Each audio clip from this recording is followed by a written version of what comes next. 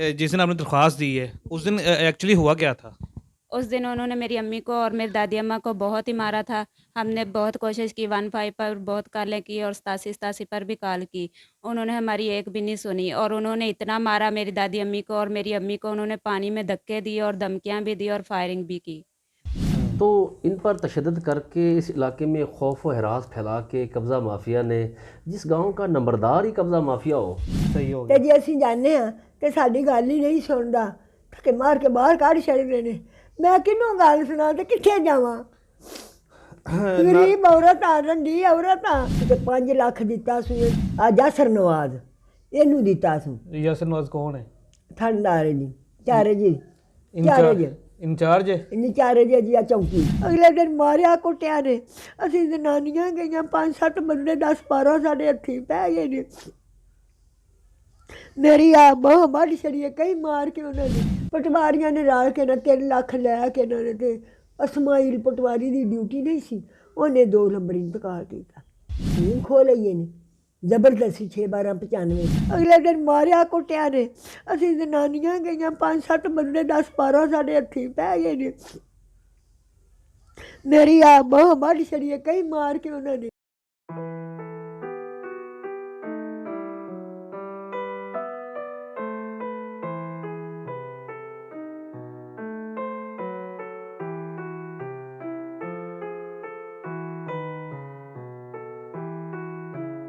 ताज़ा तरीन अपलोड्स की नोटिफिकेशन हासिल करने के लिए हमारे चैनल को सब्सक्राइब करें और साथ में दिए गए घंटी के निशान को दबाना ना भूलें। अस्सलाम वालेकुम नाज़रीन, मैं हूं आपका मेज़बान अहमद गौहर और आप देख रहे हैं पीसफुल पाकिस्तान। नाज़रीन, इस वक्त मैं बुरेवाला के नवाही गाँव 473 EB में मौजूद हूं और मेरे साथ बशीरा बीबी मौजूद हैं। इनकी ज़मीन है 200 कनाल के करीब, जिसके ऊपर जो है कब्ज़ा हो चुका है। अब ये कब्ज़ा हुआ कैसे है, किन्होंने किया है और इनके साथ क्या मामला हुए, और पिछले को 50 साल से ये केस लड़ रही हैं, अभी तक इनको इंसाफ नहीं मिला है। सबसे पहले इनकी स्टोरी सुनते हैं, इनके साथ हुआ क्या है, और उसके बाद फिर आगे फर्दर आपको दिखाएंगे कि इनकी जो ज़मीन है किन के नाम पे है और इनके ऊपर फायरिंग भी की गई है। कुछ शेल मेरे पास मौजूद हैं फायरिंग के, वो भी आपको दिखाएंगे। तो सबसे पहले इनकी स्टोरी जी ये 473 ਵਿੱਚ ਮਤਲਬ ਕਿ ਜ਼ਮੀਨ ਲੱਗ ਗਈ, ਚਾਚਿਆਂ ਨੇ ਲਵਾ ਦਿੱਤੀ ਨਾ ਸਨ 80-78 ਵਿੱਚ ठीक है। ਲੱਗ ਗਈ ਜ਼ਮੀਨ ਲੱਗ ਗਈ। ਫਿਰ ਜੀ ਇਹਨਾਂ ਨੇ ਸ਼ੁਫਾ ਕਰ ਲਿਆ ਸਾਲ ਪਿਛੂ ਮੀਨ ਨੇ ਸਾਲ ਪਿਛੂ ਸ਼ੁਫਾ ਕੀਤਾ। ਸ਼ੁਫਾ ਜੀ ਆ ਕੇ 2/12/85 ਚ ਖਾਰਿਜ ਹੋ ਗਿਆ। ਬਾਬੇ ਗੁਲਾਮ ਰਸੂਲ ਨੇ ਤੇ ਉਰਲਿਆਂ ਪਰਲਿਆਂ ਨੇ ਢਿਲਵਾਂ ਨੇ ਜਾ ਕੇ ਤੇ ਸ਼ੋਰ ਪਾਤਾ। ਉਹ ਜੀ 2/12/85 ਦੇ ਵਿੱਚ ਜੀ ਸੀਨੀਅਰ ਸਿਵਲ ਜੱਜ ਮਲਕ ਮੁਮਤਾਜ਼ ਨੇ ਉੱਥੇ ਹੀ ਪੈਸੇ ਧਰੇ ਹਨ। ਉੱਥੇ ਹੀ ਅਸਾਂ ਜ਼ਮੀਨ ਲਵਾਈ ਸੀ 3,28,000 ਦੀ ਜੀ। ਉਸ ਨੇ ਮਤਲਬ ਕਿ ਇੰਤਕਾਲ ਆ ਕੇ ਇੱਥੇ ਹੋ ਗਿਆ। ਇਹਨਾਂ ਇੰਤਕਾਲ ਜਿਹੜਾ ਸੀ ਜਨਾਬ ਸਾਡੇ ਕੋਲ ਲਿਆ, ਅਸੀਂ ਵਾਂਢੇ ਖਾਂਦੇ ਸਾਂ। 6/12/95 ਚ ਫਿਰ ਇਹਨਾਂ ਨੇ ਅੱਗੇ ਕਰ ਲਿਆ। ਉਹਨੇ ਆਖਿਆ ਕਿ 60 ਦਿਨਾਂ ਵਿੱਚ ਬਾਬੇ ਨੇ ਆਖਿਆ ਗੁਲਾਮ ਰਸੂਲ ਨੇ ਕਿ ਜੀ ਮੈਂ ਜ਼ਮੀਨ ਵਾਪਸੀ ਲੈਣਾ ਚਾਹੁੰਦਾ, ਕਿਸੇ ਚੁੱਕਿਆ ਤੇ ਉਹਨੇ ਆਖਿਆ ਮੈਂ ਵਾਪਸੀ ਲੈਣਾ। ਬਾਬੇ ਨੇ ਆਖਿਆ ਮੈਂ ਵਾਪਸ ਲੈਣਾ। ਉਹਨੇ ਆਖਿਆ ਬਾਬਾ ਗੱਲ ਸੁਣੇ ਬੰਦੇ ਉਹ ਅਜੇ ਨਹੀਂ ਤੇ ਤੂੰ ਇੰਝ ਕਰ ਬਈ ਜ਼ਮੀਨ ਇਹਨਾਂ ਕੋਲ ਰਹਿਣ ਦੇ, ਗਰੀਬ ਬੰਦੇ ਨੇ ਤੇ ਤੂੰ ਇਹਨਾਂ ਨੂੰ ਨਾ ਕੋਈ ਗੱਲ ਕਰ ਵੀ ਤੂੰ ਚੰਗਾ ਬਾਬਾ ਤੂੰ ਜੇ ਕਰ ਲੈਣਾ ਨਾ ਤੇ ਤੂੰ ਪੈਸੇ ਲੈ ਆ 3 ਲੱਖ ਤੂੰ ਵੀ ਲੈ ਆ ਤੇ ਆਸਾਨ ਕੇ ਵੀ ਲੈ ਆ 60 ਦਿਨਾਂ ਦੇ ਵਿੱਚ 3 ਮਹੀਨਿਆਂ 'ਚ। ਨਾ ਬਾਬੇ ਗੁਲਾਮ ਰਸੂਲ ਨੇ ਪੈਸੇ ਕਰੇ ਤੇ ਨਾ ਇਹਨਾਂ ਕਰੇ ਲੰਬੜਦਾਰਾਂ ਨੇ, ਆਸਾਨ ਦੇ ਪਿਓ ਨੇ ਅਮੀਨ ਨੇ ਜੀ। ਉਹ ਜ਼ਮੀਨ ਜਿਹੜੀ ਸੀ ਉਹ ਇੰਤਕਾਲ ਡਿਗਰੀ ਇਹਨਾਂ ਦੀ ਖਾਰਜ ਹੋ ਗਈ। ਡਿਗਰੀ ਹੋਈ ਸੀ ਖਾਰਜ ਹੋ ਗਈ ਜੀ। ਡਿਗਰੀ ਖਾਰਜ ਹੋ ਗਈ 85 ਦੀ ਜੀ। ਫਿਰ ਇਹਦਾ ਨਾਂ ਕੀ ਲਈਦਾ, ਅਸੀਂ ਅੱਗੂ ਟੁਰ ਪਏ। ਅੱਗੂ ਫਿਰ ਇਹ ਟੁਰ ਗਏ, ਉੱਥੇ ਸਾਡੇ ਹੱਕ 'ਚ ਹੋ ਗਈ ਨਾ ਜ਼ਮੀਨ ਆ ਇੰਤਕਾਲ, ਉਹਨਾਂ ਦੇ ਹੱਕ 'ਚ ਨਾ ਹੋਈ। ਫਿਰ ਜੀ 6/12/95 'ਚ ਫਿਰ ਉਹਨਾਂ ਨੇ, ਮੈਂ ਗਈ ਨਕਾਈ ਕੋਲ, ਉੱਥੇ ਦਰਖਾਸਤ ਕਰਨ ਦੀ ਫਰੂਕ ਲੰਗਾਰੀ ਕੋਲ ਸਾਰਿਆਂ ਕੋਲ ਲਿਆ ਕੇ ਇੱਥੇ ਦਿੱਤੀ। ਪਟਵਾਰੀ ਆ ਗਿਆ ਇਸ ਕਮਰੇ 'ਚ ਪਰਲੀ ਬੈਠਕ ਵਿੱਚ ਬੈਠੇ। ਲੋਕਾਂ ਨੇ ਕਿਹਾ ਜੀ ਜ਼ਮੀਨ ਇਹਦੀ ਹੈ, ਜ਼ਮੀਨ ਇਹਦੀ ਹੈ। ਜੱਜ ਕੋਲ ਗਏ, ਮਲਕ ਮੁਮਤਾਜ਼ ਸੀਨੀਅਰ ਸਿਵਲ ਜੱਜ ਕੋਲ, ਉਹਨੇ ਆਖਿਆ ਜ਼ਮੀਨ ਇਹਦੀ ਹੈ ਜੀ। ਜੱਜ ਖਾਲਿਦ ਅਖਤਰ ਜੱਜ ਨੇ ਕਿਹਾ ਕਿ ਬੀਬੀ ਦੀ ਜ਼ਮੀਨ ਹੈ, ਤੁਸੀਂ ਕਿਉਂ ਇਹਦਾ ਰੋਬ ਪਾਉਂਦੇ ਹੋ ਜੀ। ਉਸ ਵਕਤ ਹੀ ਉਹਨੇ ਸਾਡੇ ਹੱਕ 'ਚ ਰਾਤ ਦੇ 7:30 ਵਜੇ ਰਾਤ ਦੇ ਉਹ ਵੀ ਸਾਡੇ ਹੱਕ 'ਚ ਕਰ ਲਈ 6/12/95। ਇਹ ਗਿਆ ਜਾ ਕੇ ਤੇ ਢਿਲਵਾਂ ਨੇ ਜੀ ਕੋ ਗਾਲਾਂ ਗੂਲਾਂ ਕੱਢੀਆਂ ਨੇ ਉਹਨੂੰ ਬਈ ਤੁਸੀਂ ਕਿਉਂ ਕੀਤਾ ਇਹ ਜੀ। ਜਾ ਕੇ ਸਾਨੂੰ ਜ਼ਮੀਨ ਖੋ ਲਈਏ ਨੇ ਜ਼ਬਰਦਸਤੀ 6/12/95 'ਚ ਜੀ। ਅਸੀਂ ਅੱਗੇ ਹਾਈ ਕੋਰਟ ਵੀ ਟੁਰ ਗਏ, ਉਹ ਵੀ ਟੁਰ ਗਏ ਨੇ, ਅਸੀਂ ਵੀ ਟੁਰ ਗਏ ਹਾਂ। ਜੱਜ ਮਨਮੂ ਰਸ਼ੀਦ ਨੇ ਮਤਲਬ ਸਾਰਿਆਂ ਜੱਜਾਂ ਨੇ ਆਖਿਆ एक पार्टी सी उन्हें आख्या भी ये माई की जमीन है, माइयां 5-7 पाइयां हैं, उन्होंने स्टे बनाया सी। जज ने कहा बीबी की वजह, मैं आख्या जी मैं गल करना चाहनी हाँ। जज ने गल की, फलफ तो ला के ये तक गल सुन ली। मामू रशीद ने एसडीशन जज सी, इन्होंने कहा कि ये बीबी जड़ी है ये गुलाम रसूल दियां धीआं ने ते जाली लेंदे सन। वो जी जज ने आख्या जाओ निकल जाओ, ये माई की जमीन है, तुसीं भज जाओ। उन्हें स्टे तोड़ छड़िया उन्होंने, तो जमीन साढ़े हक च कर छड़ी 2/12/11 च, सही सन 2014-11 च। जो 11 च की तो फिर कागज लैके टुर गया। मैं नहीं जाती रही, फिर जाती रही, उत्थे जाना थल्ले लाउना जाना। फिर एक साक तहसीलदार उन्हें कहा जी बीबी नूं कहो, इत्थे घल्लिया बंदे नूं भी जा, बीबी राई उन्होंने आख्या भी जा, तो तरीक है उन्होंने कहीं भी जा बीबी तेरा केस लगा तो इंसान के हक च नहीं होया, तो जाके अपना केस लड़। मैं गई तो जज ने ना फटाफट साढ़े हक च कर दिता, साढ़े हक च कर दिता। तो फिर जी मैं कागज लियाते उत्थे फिर गई, जब गई तो 3 साल फिर रहा। सन 2014 च जो 14 च गई ना, 3जे महीने की 18 तरीक सी, जज बिलाल इस्लामाबाद नूं आया सी, ते उसने मतलब एक हुक्म सुनाया जी बीबी ਇਹਦਾ ਤੁਹਾਡਾ ਕੱਖ नहीं, जाओ भजो। इनू सद्या, पैसे सबूत उत्थे भी ना होए कि 3 बारी ते ना इन्हें कीते। इन्हें आख्या तू करना, तू ਇਹਦਾ ਨਾਂ की लेदा, जबरदस्ती जमीन खोना। ये देखो बड़ी जल्दी बेइज्जती की, तो जी ਇਹਦਾ ਨਾਂ की लेदा। मैं आ गई घर, कागज नहीं आते, तहसीलदार नूं दिते, पटवारी नूं दिते।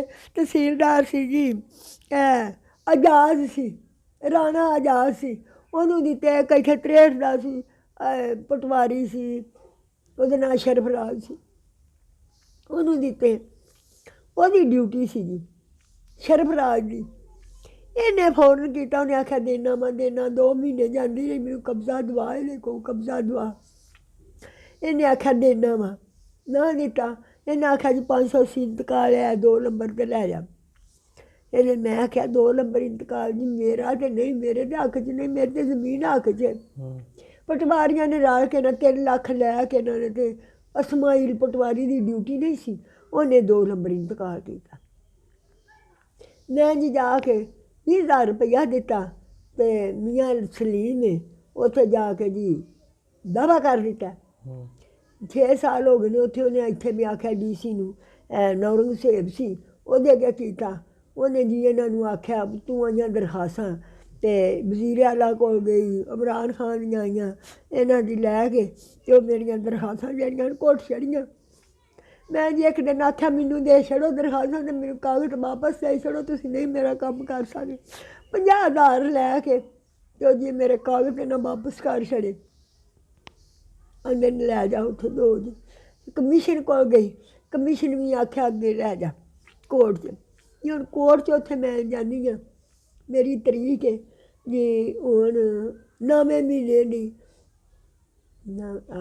3ਜੇ ਮਹੀਨੇ ਦੀ 9 ਤਰੀਕ ਹੈ।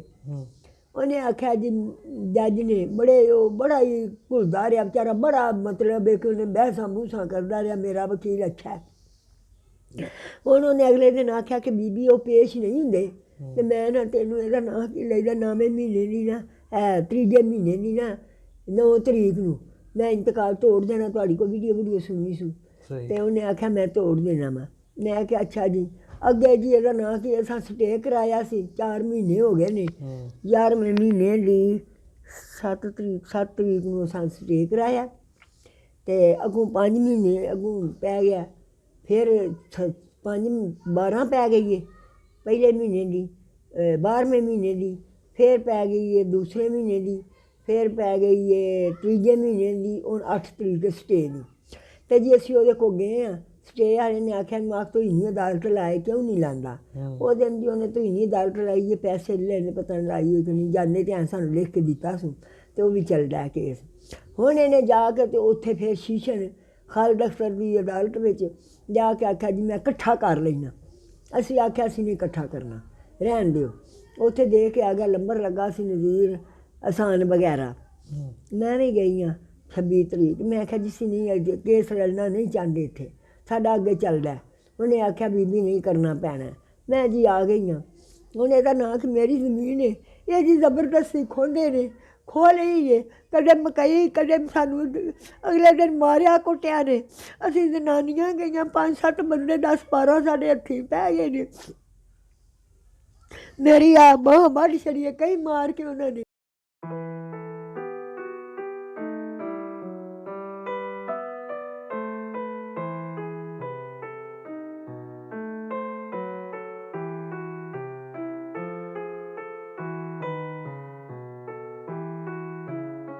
ਕਿ ਉਹਨਾਂ ਮਾਰਿਆ ਕੁੱਟਿਆ ਸਾਨੂੰ।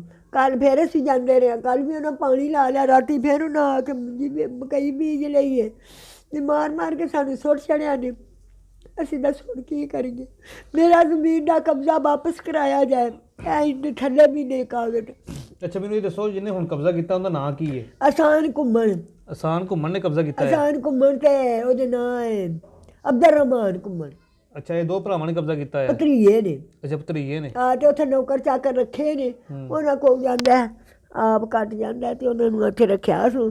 ਤੇ ਪਟਵਾਰੀਆਂ ਨੂੰ ਪੈਸੇ ਨਹੀਂ ਰੱਖਦਾ, ਪੁਲਿਸ ਵਾਲਿਆਂ ਨੂੰ ਪੈਸੇ 2 ਲੱਖ 1 ਲੱਖ ਤੇ 70,000 ਦਿੱਤਾ ਸੂ, 1 ਲੱਖ ਤੇ 70,000 ਦਿੱਤਾ ਸੂ ਇਹਨੂੰ ਦੂਜੇ ਨੂੰ ਨੇਕ ਮੁਹੰਮਦ ਨੂੰ ਦੇ ਕੇ ਤੇ ਮਕਈ ਵਢਾਈ ਸੂ ਤੇ ਹੁਣ ਬਜਾਈ ਸੂ ਤੇ 5 ਲੱਖ ਦਿੱਤਾ ਸੂ।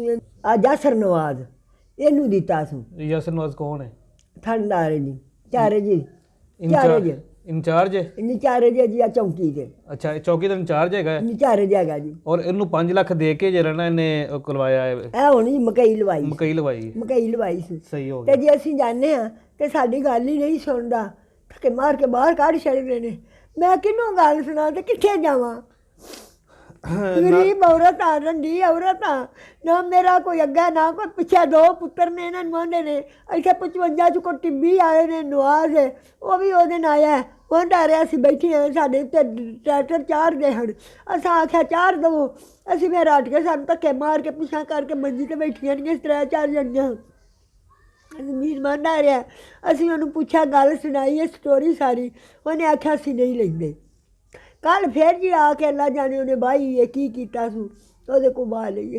ਵੇਚ ਲਿਆ ਜੀ ਸਾਡੀ ਜ਼ਮੀਨ, ਅੱਗੇ ਵੇਚ ਲਿਆ, ਉਹਦੇ ਨਾਂ ਨਹੀਂ। ਤੁਸੀਂ ਪਰੇਸ਼ਾਨ ਨਾ ਹੋ, ਅਗਰ ਤੁਹਾਡੀ ਜ਼ਮੀਨ ਦੇ ਨਾਂ ਨਹੀਂ ਹੈ ਤਾਂ ਇਹ ਜ਼ਮੀਨ ਸੇਲ ਵੀ ਨਹੀਂ ਹੋ ਸਕਦੀ ਜੀ। ਇਹ ਜੀ ਚੀਫ ਤੋਂ ਵੀ ਦਰਖਾਸਤਾਂ ਆਈਆਂ ਅੱਜ ਵਿੱਚ, ਵੇਖੋ ਇਹ ਵੇਖੋ, ਇਹ ਚੀਫ ਤੋਂ ਵੀ ਦਰਖਾਸਤਾਂ ਆਈਆਂ ਨੇ। इन्होंने ने गल ही नहीं सुनी साड़ी। नाज़रीन डिटेल हमने सारी केस की सुन ली है। असल में एक तो माँ जी की उम्र ज़्यादा है और यहाँ पे एक काबिल फ़ख्र बात यह है कि इतनी उम्र में भी ये अपना केस जो है वो लड़ रही है। 40 साल तो लड़े, 40 साल हो गए इसको इनको केस लड़ते हुए। और सबसे मज़े की बात यह है कि इनको एक एक डेट याद है, किस किस डेट को क्या क्या हुआ है। 1984 से लेके इन्होंने अब तक जो है ना 2020 तक जो है ना एक एक तारीख जो है ना वो गिनवा दी है कि फ़लाँ डेट को ये हुआ, फ़लाँ डेट को ये हुआ, फ़लाँ डेट को ये हुआ, फ़लाँ डेट को ये हुआ। अच्छा, केस ये है कि 200 कनाल ज़मीन है जो इनके नाम पे है। ये आप स्क्रीन पे देख रहे हैं, इनकी जो है ना वो चल रही है, फ़र्द भी चल रही है। नज़ीर अहमद और मोहम्मद शफ़ी ये 2 मालकान हैं। जो नज़ीर अहमद है वो इनके हस्बैंड है, जो मोहम्मद शफ़ी है वो उनके जेठ है। अब जेठ ने जो है उनको ज़मीन जो बकाया थी वो सेल करी, क्योंकि 2 वारस थे तो उन्होंने कहा जी आप रख लें, हमने जो है ना केस नहीं लड़ सकते। तो वो ज़मीन उन्होंने सारी इनको दे दी, इनसे पैसे ले लिए। उस वक्त 1984 की बात है, 2,30,000 रुपया ले गया। 2,30,000 में जो है ना वो ज़मीन उस वक्त इन्होंने इसको सेल कर दी इन्होंने को। अब केस ये है कि जी अकेली वारस है ये बशीरा बीबी, और 200 कनाल ज़मीन है जो जिसके ऊपर कब्जा हुआ है, और जिन्होंने कब्जा किया है वो उनका बता रही है ज़बरदस्ती कब्जा किया गया है। और इनका बता रही है जी पटवारी पुलिस वाले ये सारे मिले हुए उनके साथ खाने पीने। और अभी रिसेंटली उन्होंने जहाँ पे इनकी ज़मीन के ऊपर जो है ना वो काश्तकारी भी की है, मकई लगाई है। और ये कागजात मेरे पास आप देख रहे हैं, ढेर लगा हुआ कागज़ों का। ये जितने भी कागजात हैं इनकी कुछ केसेस के हैं, कुछ जो दरख्वास्तें दी इन्होंने अदालतों में, कुछ थाने में, कुछ कचहरियों में, ये ढेर लगा हुआ है। और ये पूरा रिकॉर्ड इनके पास मौजूद है पिछले 40 साल का। तो इसके अलावा इनके ऊपर जो है ना फायरिंग भी की गई है। अभी उन्होंने बताया जैसे इन्होंने कई मालकिन की जो बाजू है वो भी जख्मी की गई। 4 फैर ने मेरे को सान पता नहीं वो नानिया ने उनको खोल दिया, इनको फायर भी मारे गए। ये शेल आप देख रहे हैं अपनी स्क्रीन पे, ये शेल इन्होंने संभाल के रखे हुए हैं। और ये किस्मत अच्छी इनकी जो है ना इनको फायर लगे नहीं है, हालांकि मारने की कोशिश की गई है, इनको कत्ल करने की कोशिश की गई है। तो कत्ल करना चाहता है जी। नाज़रीन, इस वक्त मेरे साथ सीनियर सहाफ़ी अजमल सियाल साहब मौजूद हैं, जिन्होंने पहले इस केस की कुछ थोड़ी सी कार्रवाई की है। तो इनसे डिटेल जानते हैं इस वक्त करंट स्टेटस इस केस का क्या है। अस्सलाम वालेकुम सर। जी वालेकुम अस्सलाम। सर, हमें इस बशीरा बीबी का जो केस है वो इसकी थोड़ी सी डिटेल दीजिए कि अभी करंट स्टेटस क्या है, इसका क्या चल रहा है, कोई इसमें पेशरफ्त हुई है? देखिए, इसमें कुछ दिन कबल 4-5 दिन कबल जो है इन पर काफ़ी तशद्दुद हुआ और काबिल जो है वो तशवीश और काबिल जो है वो मज़म्मत बात यह है कि पुलिस ने इनका बिल्कुल साथ नहीं दिया। SHO सदर ने हालांकि इनकी सपोर्ट करनी चाहिए थी, बड़ी मुश्किल से FIR हुई, उसमें भी ऑफेंस ठीक नहीं लगे। तो इन पर तशद्दुद करके इस इलाके में खौफ व हरास फैला के कब्ज़ा माफिया ने, जिस गांव का नंबरदार ही कब्ज़ा माफिया हो तो वो नंबरदार कैसे रह सकता है? ये मैं तो ये समझता हूँ कि ऐसे जो कब्ज़ा माफिया यहाँ बुरेवाला में मुतहरक हो चुके हैं इस तरह के तंजीमें बनाकर, और गरीब आदमी का कोई पुरसाने हाल नहीं है, यहाँ पे कोई किसी को पूछने वाला नहीं है, ऐसे लोगों की तो नंबरदारी ही ख़त्म कर देनी चाहिए डिप्टी कमिश्नर को, मौजूदा हुकूमत को। चूँकि तब्दीली सरकार का तो एक ही नारा था कि कब्ज़ा माफिया के ख़िलाफ़ जो है वो एक जंग जारी रहे, और प्राइम मिनिस्टर इमरान खान साहब से मैं तो मुतालबा करता हूँ इस हवाले से बतौर जर्नलिस्ट के ऐसे लोगों को इंसाफ दें और इनका जो इंतकाल जो धोखाधड़ी से, पटवारी की मिली भगत से हो चुका है, उस इंतकाल को जो है वो ख़त्म किया जाए और इस पर नज़रसानी करके चीफ जस्टिस ऑफ पाकिस्तान से जो है वो सो मोटो एक्शन लें, ताकि इनको इनकी जो महंगी अराज़ी है, आज ये कौड़ी कौड़ी के मोहताज हो चुके हैं, तो ये ज़मीन की वापस दिलवाई जाए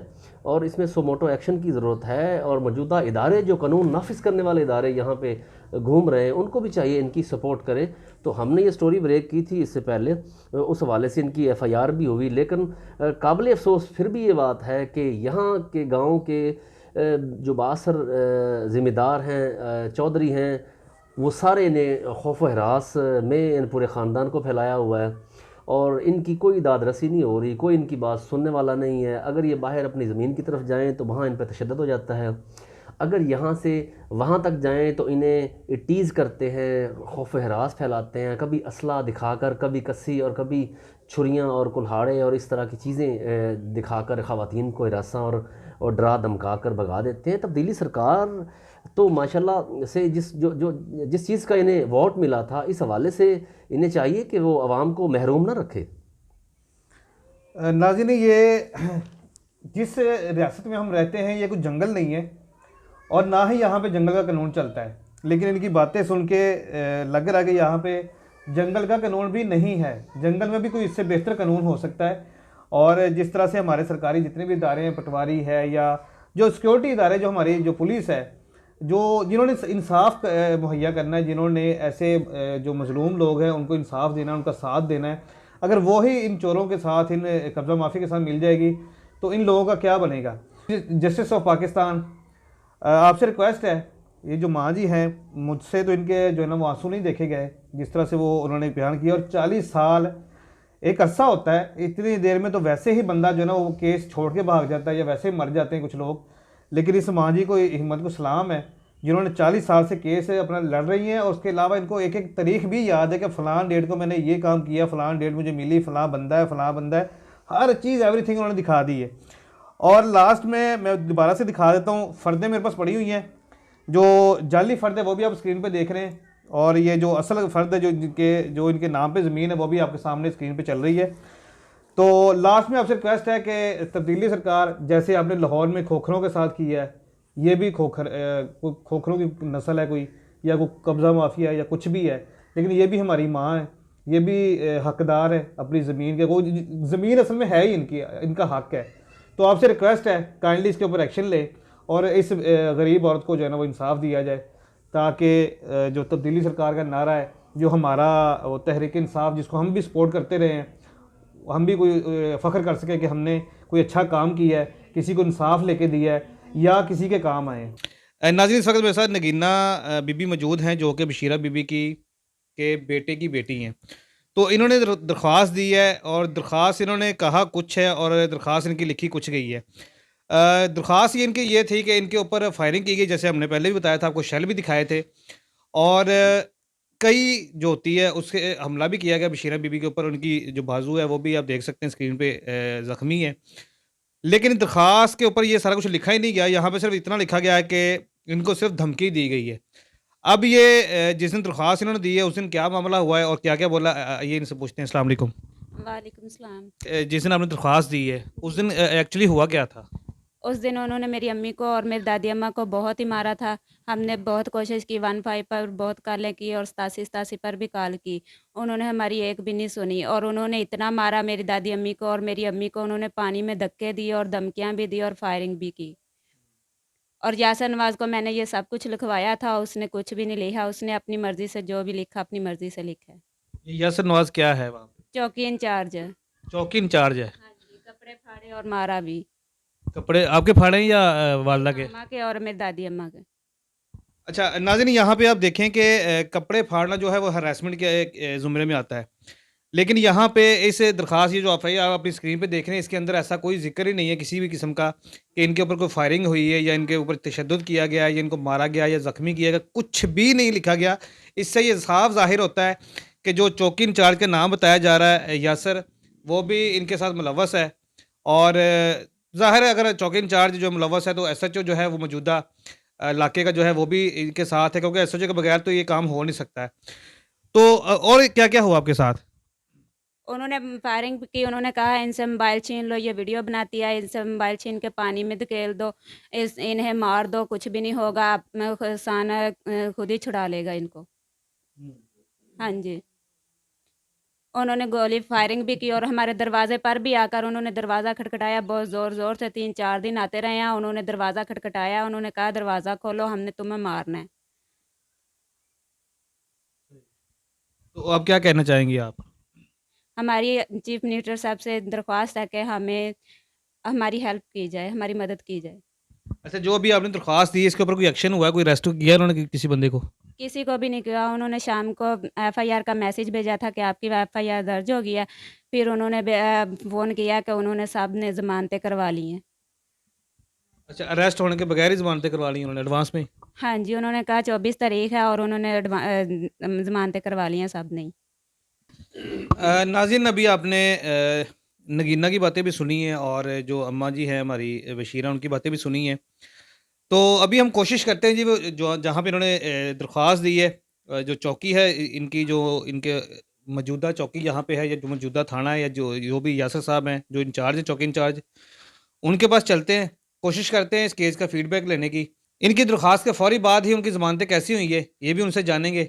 नाज़रीन, इस वक्त हम मौजूद हैं थाना सदर बोरेवाला में और यहाँ के जो SHO हैं राणा नेक मोहम्मद साहब, उनको मुद्दत बाद जो है ना कोशिश की गई है कॉल करके बात करने की, लेकिन उन्होंने कॉल अटेंड नहीं की है।